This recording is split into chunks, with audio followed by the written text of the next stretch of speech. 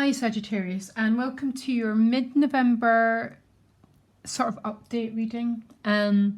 So you got two Lenormands, you got the stocks and the ship. So the stocks bring some sort of news your way. It tends to be some sort of news of some sort of life change. So life changes can be anything, can't they?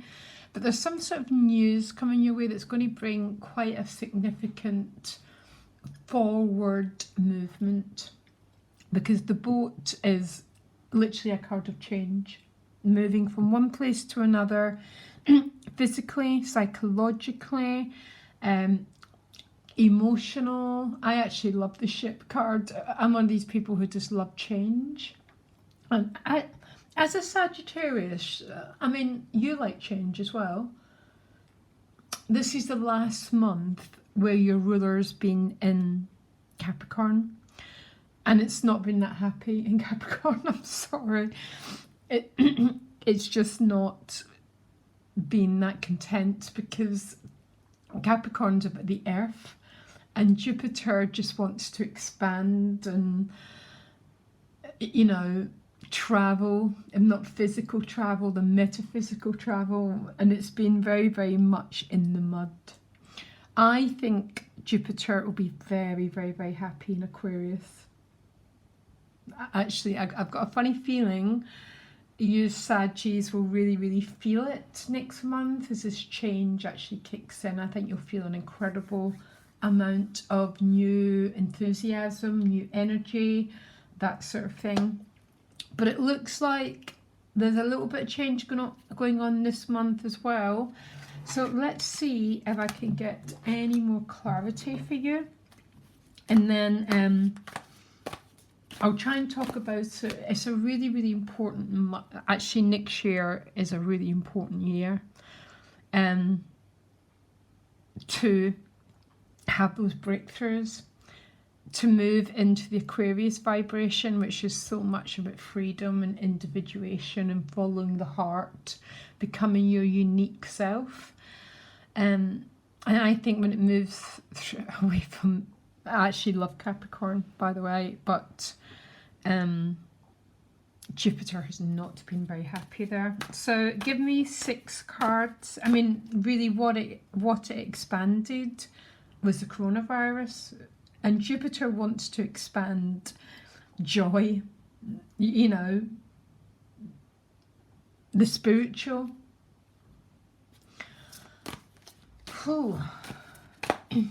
Give me 6 cards, please, for the sign of Sag. Sorry if my energy feels strange. It's sort of been like that. 6 cards, please.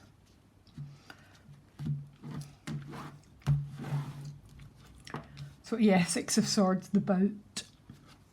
The gift is the 8 of Wands. That's a very Sagittarius card, very, very expansive. Might be a lot of backwards and forwards news coming your way. So there's information coming. Your challenge is a 9 of Wands. Why? Okay. Other people's energy is a 9 of Swords. This isn't your energy. This is the energy that's maybe someone else's. So 9 of Swords is a card of anxiety. I'll find out more, okay? 8 of Wands under the 2 of Cups. So this is a lot of expansion and communication around a relationship. So what's this about then? Ooh, there you go. I wonder when it gets to the last few degrees of being in Capricorn, you're going to start to out of Capricorn, you're going to start to feel it, because Aries got this as well, and the fire element does not want to be confined. I'm not saying we all don't have to do a little bit of part of being confined yet, but I think it must have been very, very heavy for you this year, by the way. That's what I'm trying to say. So already this is very straightforward, apart from this. This is about being guarded. So I want to know more about this Nine of Swords. Didn't you get? No, you didn't get it. You got it in October in this position. So the Nine of Swords isn't an awful card because the Ten of Swords means there's a completion and there's a solution. But the Nine of Swords could be someone dealing with anxiety. Yeah. It is a card of fear because they're protecting the heart. So what's going on in this position, please? What's going on for this person's energy in the Nine of Swords?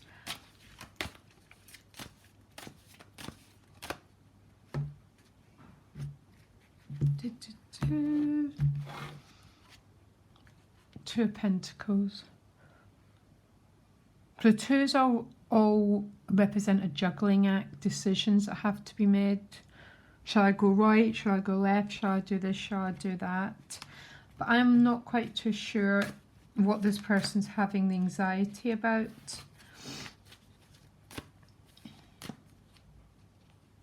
The Ace of Wands. So the Ace of Wands is an initiation card. All the aces birth a brand new start and then they become complete in the 10. And that's why most of you that I do readings for and that I actually love the 10. Because we're no longer in feeling trapped, feeling stuck or feeling fear. So it's like, it's a bit like the full energy. So the Nine of Swords, so someone might be a little bit frightened and they're juggling around some sort of initiation, some sort of new start. Because the Ace of Wands is a start codon. It starts everything, because everything starts with this fire, this yes, this determination. But there's a little bit of fear and anxiety about it. Listen, I can't do a reading for this unknown person that's showing up in your space. All you can do is be aware if this person's showing up is they're maybe just a little bit frightened of taking an action.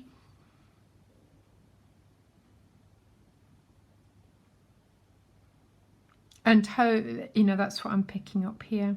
And it's best maybe just to cross-watch. So the Six of Swords is behind you. So the Six of Swords is one of these cards, not where you were, but not where you're going. So it's very much a in-between card. I find the Six of Swords an incredibly protective card. And because the Weeping Willow surrounds the moon, very, very deep, very feminine, very much a card of almost quite peaceful. You've moved away from the 5, so very, very much a card of being at ease, maybe not having everything that you want, Sagittarius, but as a feeling of feeling a little bit of peace. The gift is some sort of communication. Look, that's what the boat will be. No, that's what the stocks will be. Sorry, I told you. Weird energy. Some sort of news coming your way from another person. The challenge is a 9 of Wands with that 9 of Swords. So these are 2 cycles that are not quite complete. It might be you're the one who has to put boundaries down. Maybe you have been putting boundaries down. Or there's someone in your life who's maybe having quite a lot of fear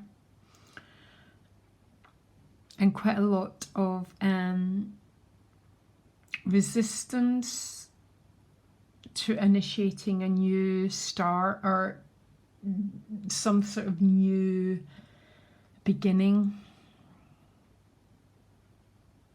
Could you tell me a little bit more about this person? What's going on with their energy? Just one card. Okay. It's about the fish. The fishies are about abundance. So abundance can be anything: love, passion, financial, spiritual. They're holding their energy back. It's like, that's why I love the 10s. Do you get it now? Because when you do the 10, you've taken the leap. Even 10 of Swords, it's a leap of faith, yeah? They're a little bit frightened about taking a leap of faith. Okay, and that's for the nines are a card of resisting. Do you know what, Sagittarius? Some people never, they'll be born and they die without moving out of the nines. Now, there's no judgment there at all, because that is just what the great wheel of rebirth is about.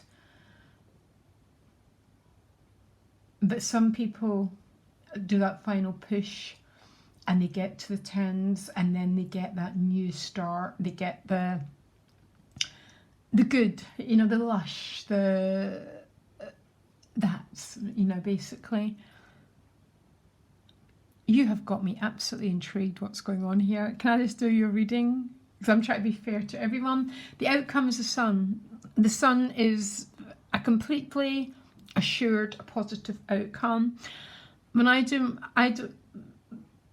read for myself maybe once a month. Or if I've got a burning question, if I get the sun, I don't even do the reading. I just put the rest of the cards back in the deck, because it's all taken care of. Because the sun is illumination, and it illuminates all the shadows. Yeah, because that's all these two cards are. They're about being in some fear. Yeah. And the sun illuminates that, and it brings clarity, because that's all we need to do, is bring awareness to ourselves. And when we bring that awareness to ourselves, the shadows disperse, because they're places that we're just frightened to look. I think this is about someone else, though. I don't think this is about you.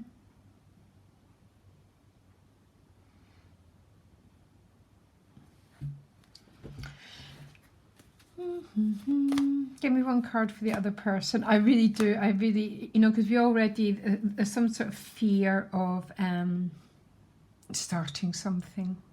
So they're holding themselves back. And it's like a wave before it goes into the ocean, yeah? And it keeps itself separate. But the sun is that union, it's the connecting. Okay, tell me what. I tell you what I'll do. I'll try and clarify the 8 and the 2. I'm trying to be fair to everyone, and these are honestly just quite sort of short readings, because November's energy is so intense. Tell me what clarifies this 2. Yeah, that is very, very, very, very odd. You get the Magician card. Tell you what's going on here. When the Magician card shows up, it's the Magician card's a major arcana. No, we've got no chart. We're not in charge of the majors. They're forces that are beyond our control. And the Magician is empowering a person from the inside out. So it quite often shows up when someone's ready to make a change. But you can't always see that change, because, you know, a classic example is you're recharging your laptop and it's getting empowered from the inside out. And then it's generally cards like the Tower that completely break everything through. But it means there's change going on within a person's makeup. I can't always see it. But you know those times in your life, Sagittarius, when you've made a breakout and you've made a breakthrough? Think about it. That has been building up underneath for a long time. Yeah? And then suddenly it just happens. That's what this person's got going on. Now, I'm completely intrigued by your reading, Sagittarius. I think you've got the most intriguing of them all.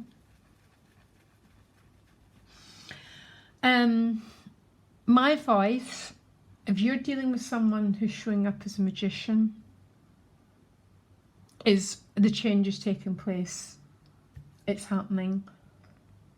It's happening in the inside. and then suddenly it shows up in the external world. But it's happening in the inside out. Okay, I think you got the most intriguing reading of everyone, Sagittarius. I think to be a tarot reader, you need incredible, and I'm an astrologer, you need incredible amount of intrigue. And I'm totally intrigued. Anyhow, so much love, guys. I'll be back for December. I think you've got a lot to celebrate when your ruler moves into Aquarius. I cannot wait. I swear to God, I feel I'm counting the moments. But my advice for you is to trust the process. Okay? Because it eventually shows up. There's something going on here. So much love, guys. Bye.